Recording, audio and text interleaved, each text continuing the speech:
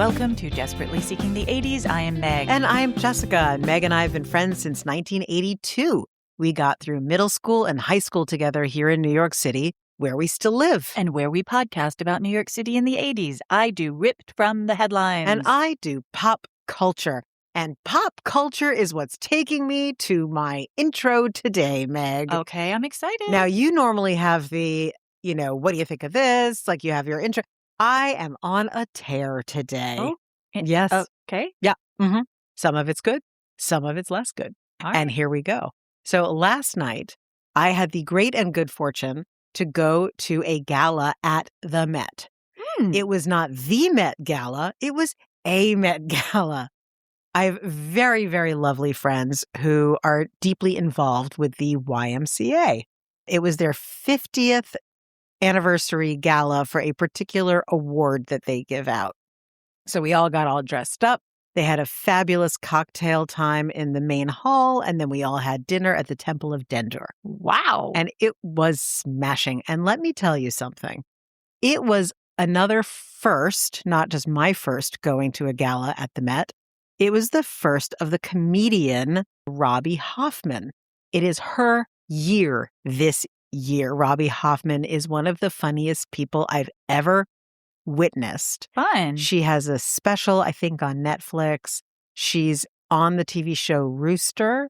She was in Hacks. She's a writer. I watch Rooster. She's the roommate of the girl who's dating the professor. Oh, okay. Yeah. Yeah, she's a scream. So it was her very first job ever emceeing a gala event. I have never in my life seen anyone work a crowd like this woman did. This brought up Orthodox woman from Crown Heights who is very gay, very butch, and possibly the funniest person I've ever seen. The entire room of about 500 people crying, laughing, like That's so no one funny. could handle it. She was amazing. And I've never seen anyone raise money at a gala like she did. It was the best combination of wit and Jewish shaming I've ever seen in my life. And she was like, I know that there are people, there are bees here, they've got dollars, a B, dollars, not an M, a B. And why are you not giving more? I know you paid to be here. That's not enough. What? She raised $250,000 in 10 minutes. Amazing. It was incredible. So it's very clear to me that in a room filled with people who do galas, that woman is going to be working a lot. So yay for Robbie Hoffman. Love her, fanning beyond belief. However, there is another person at this gala. There was the DJ. So normally at this gala, the second half of the event is 3 hours of dancing in the main hall of the Metropolitan Museum. So much fun. Well, it would have been, but this DJ played incredibly bad house music. It wasn't really DJing, even though he had like decks and the whole thing. It was basically he had a playlist and he was horsing around with his friends behind the decks. What? It was thumping. It was loud. He had no interest in the audience, because what happens at a gala like that, if they're smart, is everyone is on the dance floor. And by the way, the median age was like 60. So 65 maybe. So you can imagine what the music should be to get people out there shaking. And then during that, to have announcements about on your phone, we've now sent you can with one click do another donation. You're having such a good time. They were doing projections on the walls, all of that. This kid was just playing with his friends, and the entire music, it was just, but so loud. And he had like 4 young women, blondes, sort of undulating in front of his setup, who were clearly like some little hangers-on that he had invited. At one point, the absolutely adorable 20-something niece of my hosts went over to him and was like, could you play YMCA? Because this is the YMCA. Seriously. Like, could you do something? And he looked at her blankly and said with contempt, do you know who I am? Oh, no. So he's no Alice Jokala. Fuck no. Just saying. She was an incredible DJ for our party. She would have killed it. She at this understood event. the assignment. Exactly. He closed the party down. Oh, no. People left. Oh, my God. And so there has been a revolution amongst the people who attended that in an outcry against this shitheel. So I am here, and all day I was like, I wish that I was on Instagram personally with a bigger following of my personal Instagram so I could get into it. And then I was like, wait a minute. I can talk about him on the podcast. I do kind of wish you had taken a selfie with him in the background. That would have been fun. I am quite sure that I can procure such a thing from the youngs who were with us. I have, as my mother used to say in her inimitable way, and this was a line that she would use, and I was always like, but you're so good at grammar. Why is this what you say? She would say, I have a hate on him. So that is how I feel. Received. Yes. But what it really is, it's part of a conversation that you and I have been having for quite some time, Meg, which is in many different ways how we are all experiencing the manosphere and the entitlement and the oblivion of a certain kind of young man. And it's so rare that I see it in person because why would I? I'm so insulated and that's not the life I lead. But seeing it, I got so angry I had to leave. Literally, that's how angry I was. I left the Met. So I know it doesn't paint a very good picture of me necessarily. No. But let's end on a positive note. Who was the comedian again that you love? Oh, she was let's a poem. Tons of love. Okay, so tons of love. Robbie Hoffman. She is everywhere right now. Get tickets to her shows. Support her. You won't regret it. I have never seen 500 people gagging with laughter. And she had a thing that she did for all of these old people who got up to talk about, I've been with, MasterCard for 70 years. She was like, who's that cutie coming up? By the time the thing was over, every person who came up was calling each other a cutie. She was so magnetic and so entertaining. She was a ray of sunshine. So nice. Follow her.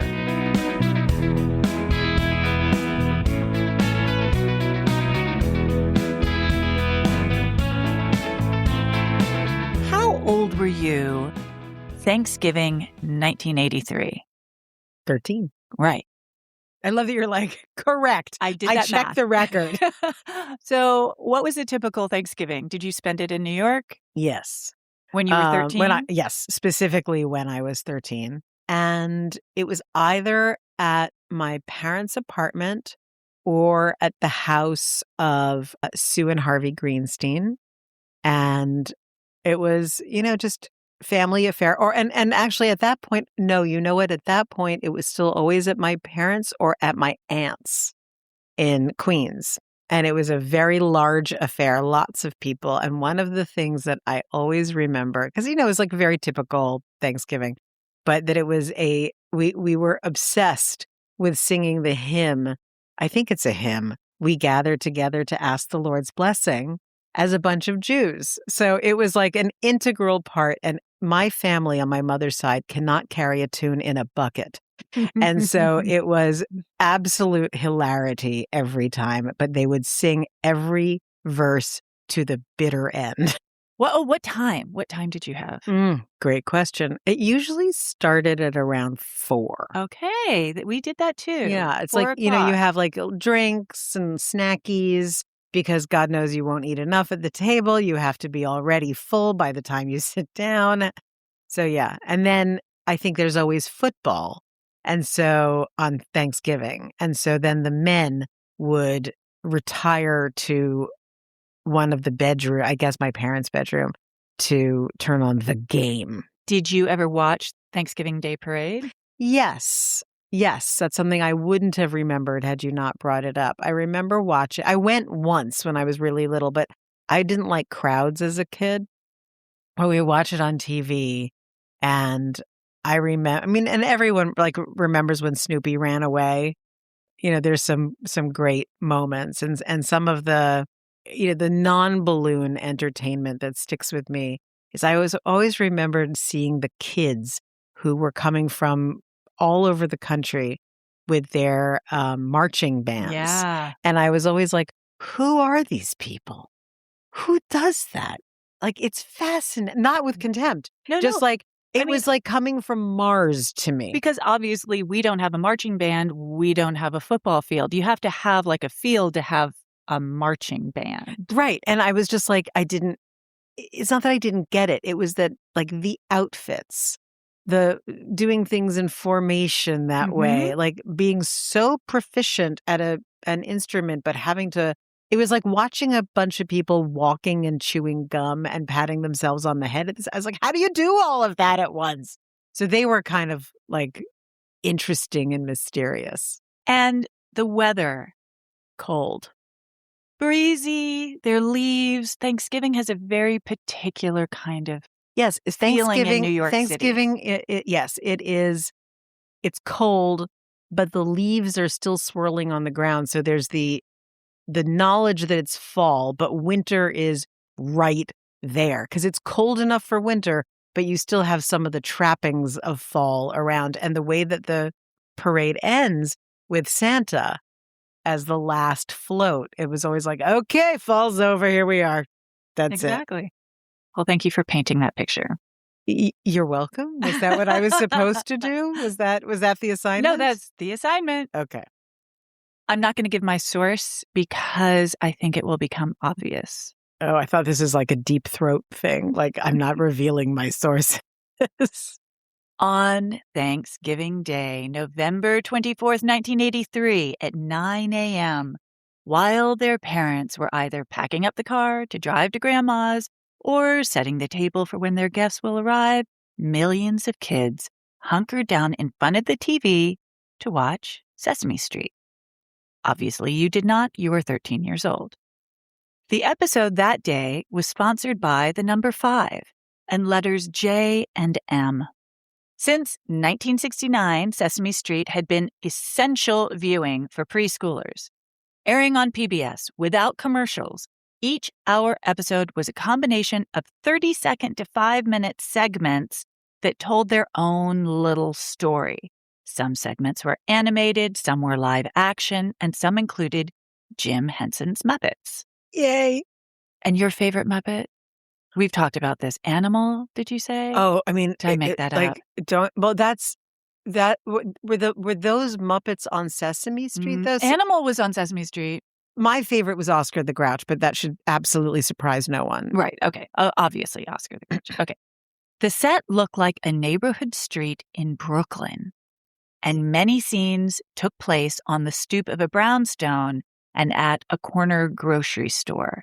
Mr. Hooper's grocery. Now, what is so interesting to me was I was watching Sesame Street when we first moved to New York, and I moved from Austin, Texas, which at that time was about as Leave It to Beaver suburbia as you could possibly conceive of in your brain.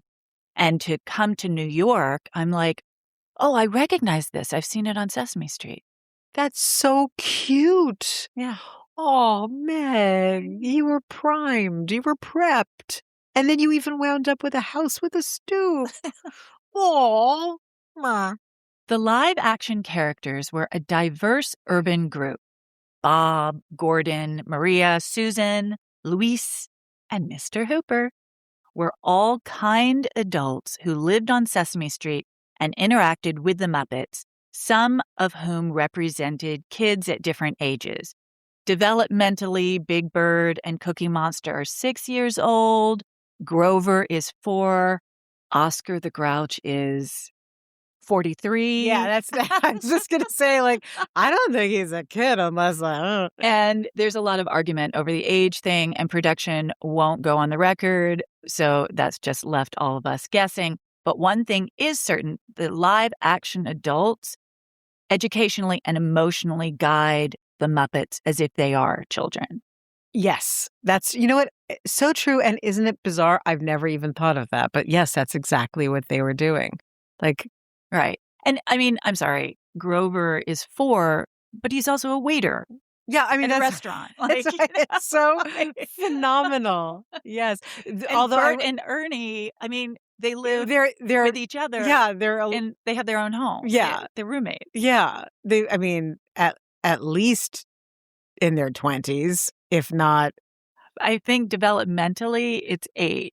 Yeah, but no, I mean, the Bert can get optics, really he's grumpy as hell. snarky, yeah. And very into the pigeon dance. And so he had the accoutrement, he had the shoes. He was able to get himself pigeon dance shoes. Yeah, so maybe this age thing is just silly. And the fact that they said Cookie Monster was 6, but then he says, me love cookies. 6-year-olds don't say that. No, but he's a monster who's 6. So maybe there you go. Maybe monsters do that. I don't know. But I loved one of the brilliant things about that show that you just reminded me of, talking about Grover, who I loved so much. I had a Super Grover. I had a stuffed Super Grover for a very long time. Loved. They did Muppet Peace Theater. So do you remember that? Yeah. And Cookie Monster would introduce it like Alistair Cook was, I'm Alistair Cookie. Oh, and there was an episode where Grover was doing upstairs, downstairs. And he was like, now I go up the stairs. It's so good. Now I go down the stairs. There's a lesson there. Yes. And to this day, I have not forgotten it. I'm sorry. Alfie got really agitated with the Grover voice. I'm sorry, dude. Yeah. It was awesome. I mean, we have to do a story on Masterpiece Theater at some point. I couldn't agree with you more. Okay, put a pin in that. And I think that would be to do together, because there were so many shows. Yeah. Right? I watched Upstairs, Downstairs. Yes, of course. Okay. Did you see the reboot of Upstairs, Downstairs? No. And they did. Oh, it's worth seeing. Okay. Yeah. Anyway. For another day. Back to, sorry. Okay. But another PBS show. The Children's Television Workshop, under executive director Joan Gans Cooney, produced Sesame Street. Their goal was to teach the alphabet, numbers, vocabulary, shapes, and basic reasoning skills with wit. The writers were not educators. They were comedians who were able to identify preschoolers' interests. Low-income children who had less preschool program opportunities especially benefited. The show also appealed to older kids and parents. The show hoped to encourage co-viewing by including more sophisticated humor, cultural references, and celebrity guests. In spite of its high ratings and overwhelmingly positive reviews, the federal government removed its funding in 1981. Hello, Reagan era. Fortunately, Sesame Street had already captured America's heart, and the CTW was able to fund the show through product licensing and book royalties. So, on that Thanksgiving morning in 1983, children watched Gordon talk about being happy with Mr. Forgetful. He can't remember what he felt like 2 seconds ago, so Gordon has to keep reminding him about his feelings. Baby Memento. Yeah, there you go. Next up, Ernie directed a play about feelings starring Bert dressed like Cupid. And this takes place on proscenium stage. Bert got like the wings and, the cute little Cupid halo thing. Bert is a little grumpy, shocker, and doesn't know what love is until he thinks of all the things he loves: pigeons, rocks, paper clips, oatmeal, and his friend Ernie. Oh, it's so sweet. That is beyond sweet. But he's still angry about his costume. Next up, Grover and Cookie Monster sing about being fuzzy and blue. Then Madeline Kahn and Grover sing the Echo song. See, this is all pre-Elmo. So Grover was kind of that Grover was the innocent. omnipresent. He was the innocent And he's in omnipresent. he's in a lot of these skits. There are then clips of a polar bear, the polar bear in Central Park Zoo, and a set of frogs. Aww. In the next segment, Kermit is a newscaster reporting from the princess's castle. By process of elimination, which is the lesson of the story, basically, she's saying, like, I'm here to find my suitor, who is my prince. And there's a gaggle of guys out of little Muppet men. And she's like, I'll give you a clue. He doesn't wear glasses. So the guy with the Muppet with glasses goes, oh, well, I guess it's not me. And they're funny little things like that. So it's the process of elimination. And through process of elimination, we discover she wants to marry Kermit. Because she thinks he'll turn into a prince. Oh, stop it. And so then she kisses him on his little nose, and instead she turns into a frog, and she's fine with that. Oh, that's so cute. It's so sweet. And then Kermit is like, hello. He wasn't at all interested in her when she was a princess, but now that she's a frog, it's a different story. That's adorable. Towards the end of the hour-long show, there's another live-action scene on Sesame Street. The adults are sitting around a picnic table talking, and Big Bird comes up to them. He has drawn portraits of each of the grown-ups, and he hands them out one by one. The last portrait he's drawn is of Mr. Hooper, the owner of the corner store. Oh, no. You can take a minute. It's okay. So, Big Bird has a long and warm history with Mr. Hooper. The character of Mr. Hooper appeared in the very first episode of Sesame Street and was created by producer and writer John Stone. John wanted the proprietor of the corner store on Sesame Street to be an older man and Jewish, and they found the perfect man to play him, Will Lee. Will Lee was a character actor, tons of theater. That was really his thing. But you also see him in commercials. And he'd been blacklisted during the McCarthy era for refusing to cooperate with the House Un-American Activities. Oh, my God. Wow. He played Mr. Hooper with his spectacles and bow tie as a curmudgeonly, good-hearted grandpa. Back in 1977, the character of Mr. Hooper, which would have been when we were watching, maybe. So his character's like in his late 60s, right? He admits to his friends on Sesame Street that he never got his high school diploma. So he's going back to night school to get his GED. And in the following episodes, you see Mr. Hooper studying hard and circling things in his workbooks until he graduates and everyone on Sesame Street celebrates with him. I'm absolutely now on the floor. He had, like I said, a very special relationship with Big Bird, who always mispronounced his name as Mr. Looper or Mr. Cooper. On the Thanksgiving episode, in 1983, Big Bird gives all the grown-ups the portraits he's made of them, and the last one is his portrait of Mr. Hooper. He says he's going to go over to the store and give it to Mr. Hooper personally. The grown-ups all get quiet and awkward and sad. Then Maria tells Big Bird that Mr. Hooper has died. And it's like she's reminding him of that. Like that he knew it before or someone had told him that before. But I think she says, remember, Big Bird? Mr. Hooper has died. Then Big Bird asks when he's coming back. Susan and David and Gordon all explain that he is never coming back because he can't. When Big Bird starts to get upset, they tell him he will be okay. Big Bird says he doesn't like it.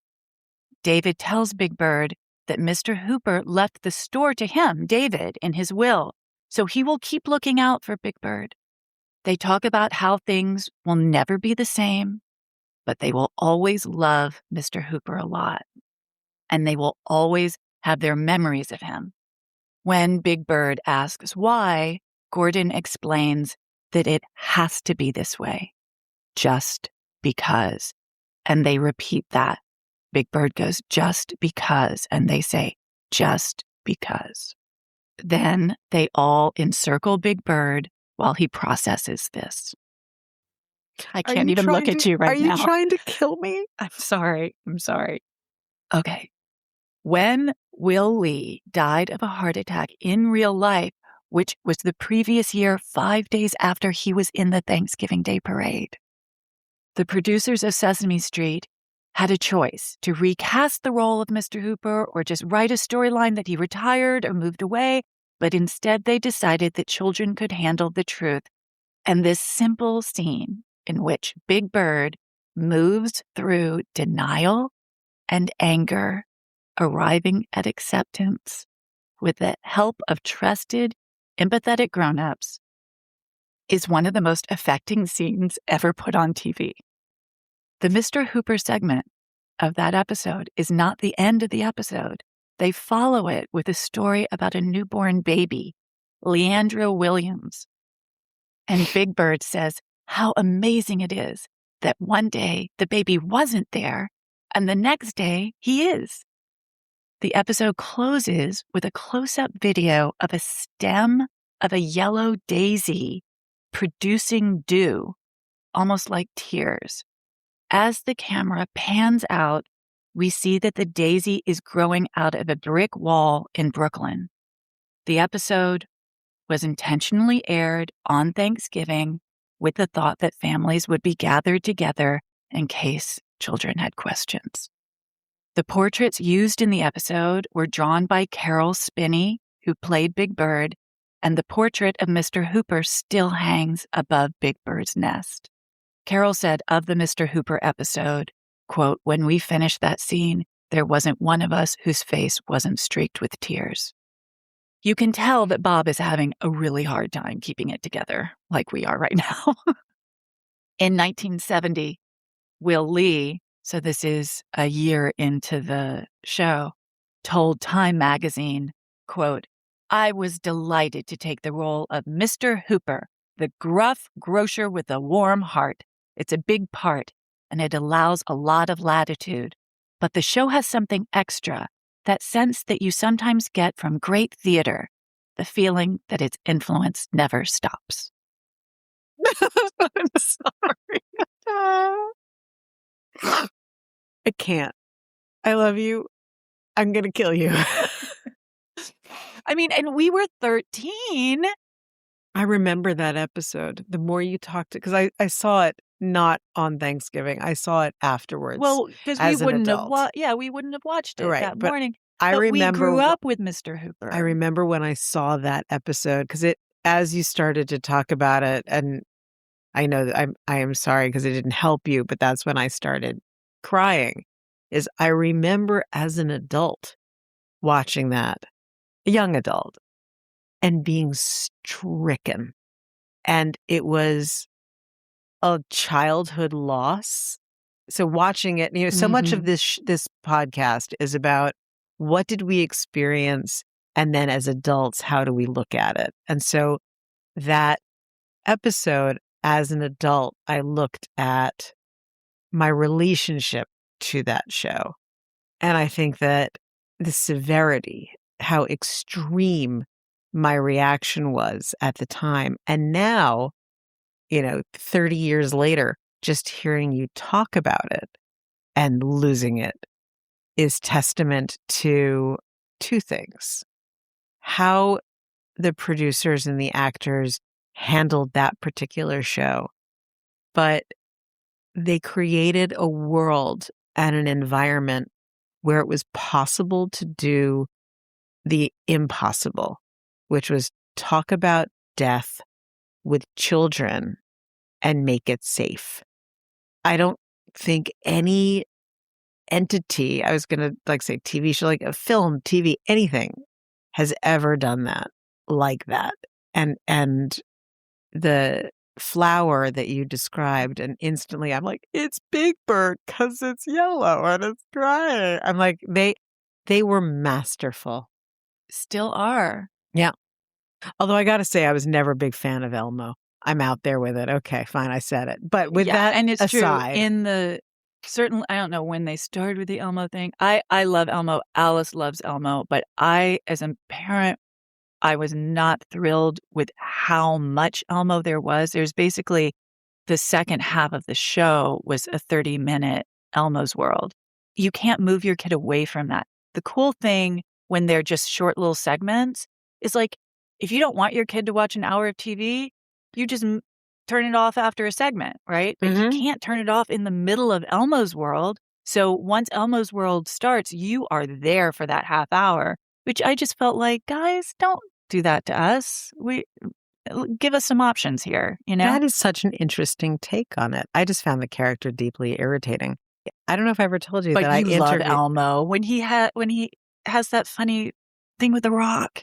No, I don't know what you're talking about. Yes, you do. A funny thing with a rock? Yes. I'll show it to you. You can find it on YouTube. It is so funny. You're going to love Elmo. Okay. Well, I'm ready to be un-Oscar the Grouched on this All one. right. How well they did their job. I mean, Oh, yes, yes. Did I how ever tell you that I thoughtful, interviewed with them to work on Sesame Street? to work in Sesame Street publishing? Because when you said that That's how they they're started funding, it. right. So I actually had an interview at the Jim Henson headquarters, which was a townhouse on the Upper East Side. You know, very stately looking, but very funny. When you walk into the, marble floored entry to this beautiful townhouse, it was inlaid to be Kermit's face. Oh. So it was like, a classic black and white pattern, but then you had Kermit in sort of like a crest of some kind. And that, of all of the things that I ever interviewed for and didn't get, or got a job, but not the one that I want, all that was the one job that I didn't get that I wanted. And to this day, I'm like, oh, that would have been really special. And it's so interesting too. I mean, I know that a lot of children's programming puts a lot of thought into what they're doing. Again, as a parent, when, my kids, I didn't let them watch the Disney Channel. Why? Because I grew up on Sesame Street, and that, in comparison, the Disney Channel is schlock. Well, and we know in hindsight, what being a Disney kid did to those kids, which was good point. Not wholesome. So there must have been something about their vibe that was easy to pick up on. And the whole thing about this just really thoughtful, well-intentioned, generous, empathetic, is just so the opposite of so much of what we see as popular right now.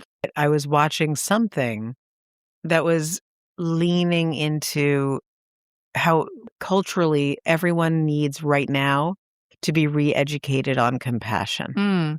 It is the number one most felt loss culturally right now. I will say this, and it will not surprise you, I think, when I say this. If you happen to be going through a grieving process right now, look for this episode on YouTube, because I found it incredibly affecting for anyone of any age. And the very pure message of just because really hit home. That's beautiful. It's don't fight it. This is life. It is what it is. That's so beautiful and wrenching. And I am really looking forward to watching it and having the catharsis I so richly deserve.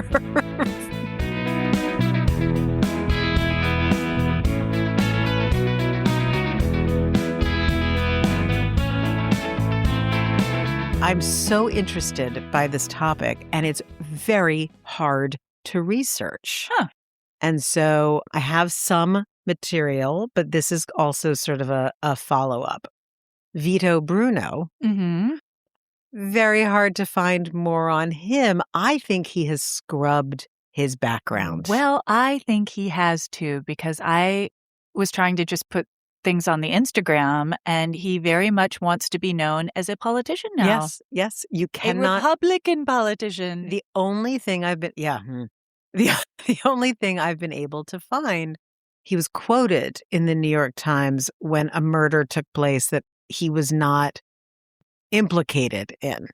Okay. Right. And I'm like, but that's close enough to be like, did I mean, have something you come after that that would ever have been felt asked about a murder that you in, were not implicated in? uh, resounding no. So it's a very, very weird thing. So I just wanted to acknowledge that I didn't forget about it, Okay. but I think that was a big, big scrub-a-dub, big time. We have discussed a little bit about what I'm touching on today, which is my favorite restaurant. And my story today starts again with Lūchow's. Oh, wonderful. Lūchow's of my childhood Christmases. For those who have not listened to my Lūchow's related episode, Lūchow's was a restaurant at 110 East 14th Street.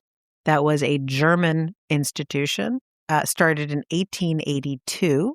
It was right next door to a theater.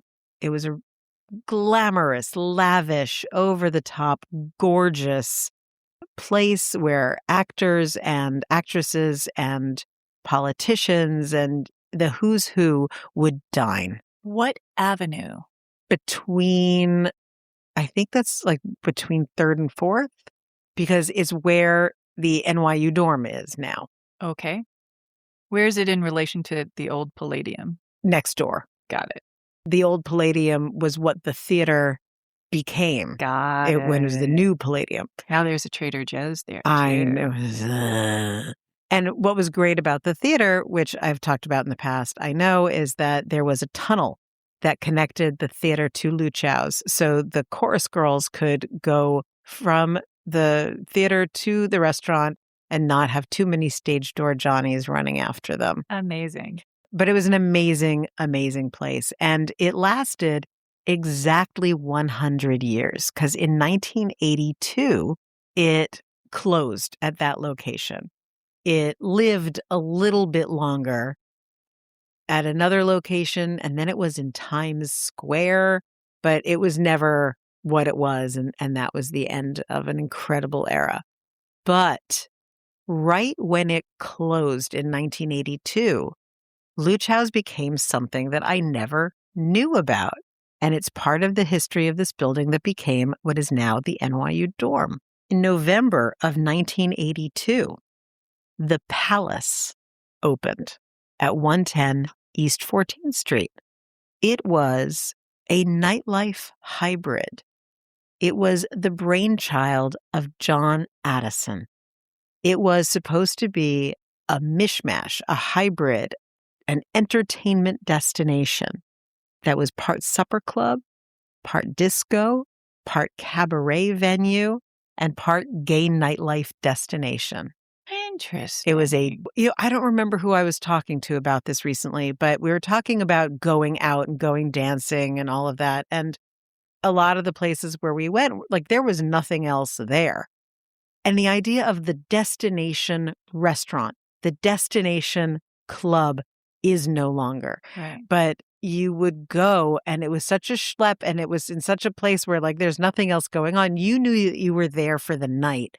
And the way that the venue offered whatever it offered had that in mind. Anyway, so that's what the Palace was going to be. So in November of 1982, it opened and closed in 1983. Oh, did it last a year? Just. And amazingly, also, it didn't tear down the beauty of Lūchow's. It kept it.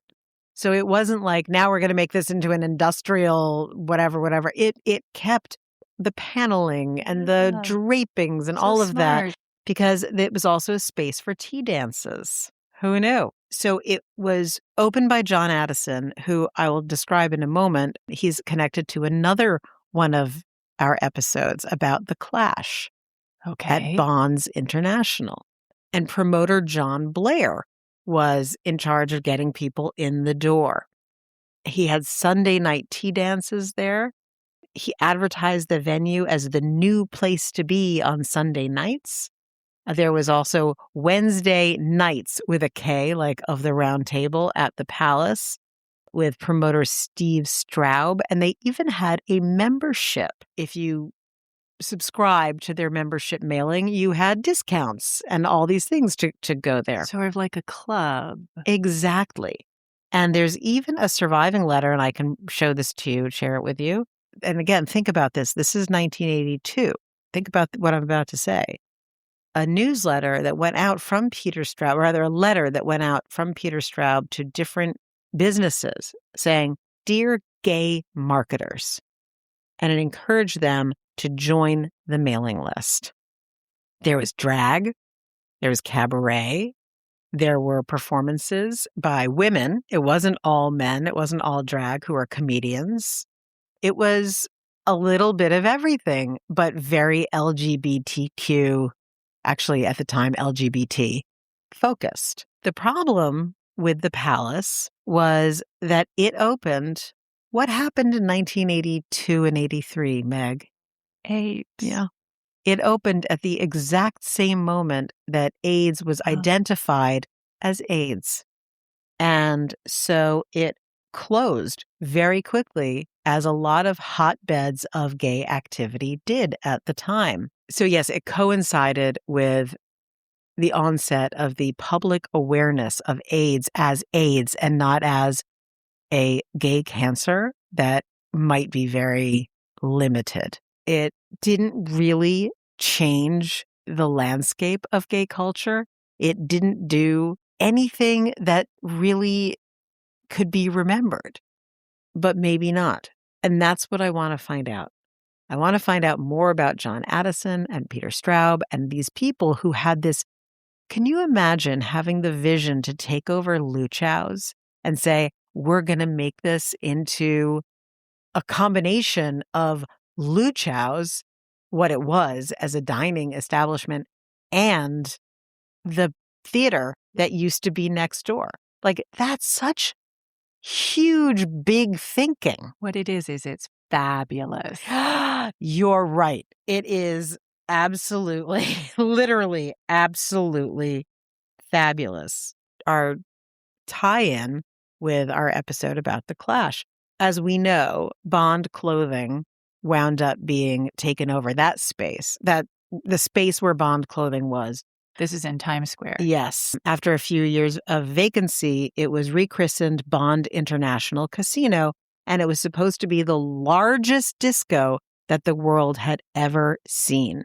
And the club was co-owned by John Addison and Morris Brahms. So John Addison was a guy with vision, with a capital V. He wanted bigger, better, flashier, and was not interested in letting disco die in the mid-'80s, it sounds like. Well, that actually, Bond opened in 1980. So it was right before. So he had had enough of a success that doing the Lūchow's takeover as the Palace seemed like it would be a good idea.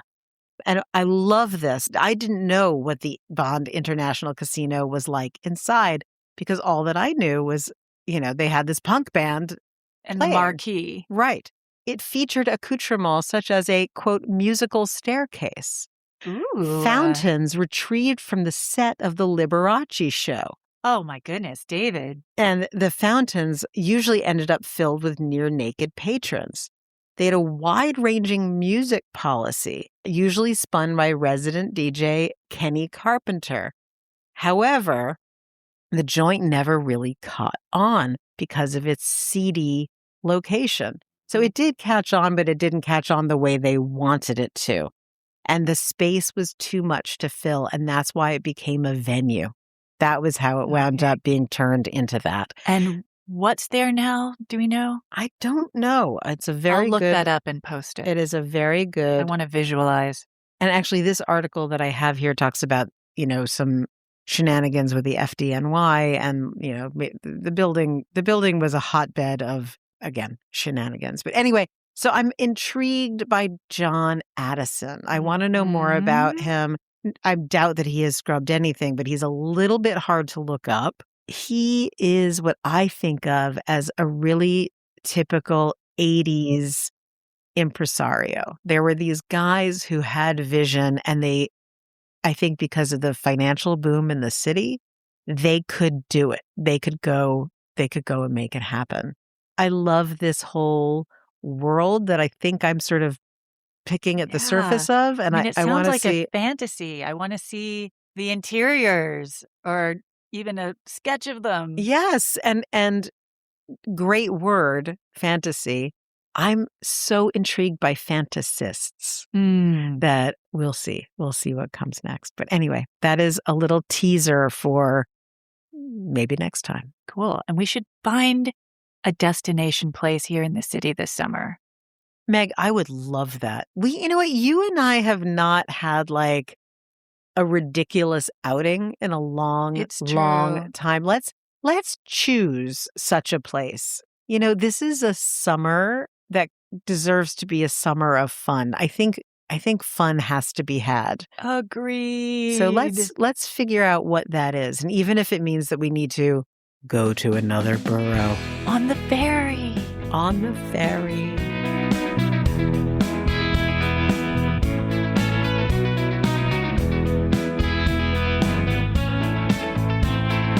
Well, both of our stories took place at around the same time. In New York City. No, come on. I mean, you were talking about Christmas time at Lūchow's in 1982.